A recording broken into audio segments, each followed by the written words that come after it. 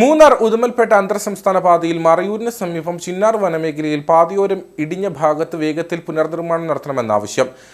മഴക്കാലത്തായിരുന്നു പാതയോരം ഇടിഞ്ഞ അപകടാവസ്ഥയിലായത്. സംരക്ഷണ ഭിത്തി നിർമ്മിച്ച റോഡ് ബലപ്പെടുത്തിയില്ലെങ്കിൽ മഴക്കാലത്ത് അപകട സാധ്യത രൂപം കൊള്ളുമെന്ന് വാഹനയാത്രികർ പറയുന്നു.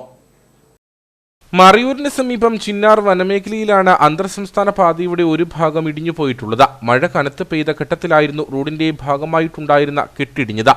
ദിവസവും ഭാരവാഹനങ്ങളും നിരവധി KSRTC ബസ്സുകളുമൊക്കെ കടന്നുപോകുന്ന പാതയാണിത്. പാതയോരം ഇടിഞ്ഞ ഭാഗത്ത് സംരക്ഷണ ഭിത്തി നിർമ്മിച്ച റോഡ് ബലപ്പെടുത്തിയില്ലെങ്കിൽ മഴക്കാലത്ത് അപകട സാധ്യത രൂപം കൊള്ളുമെന്ന് വാഹനയാത്രികർ പറയുന്നു.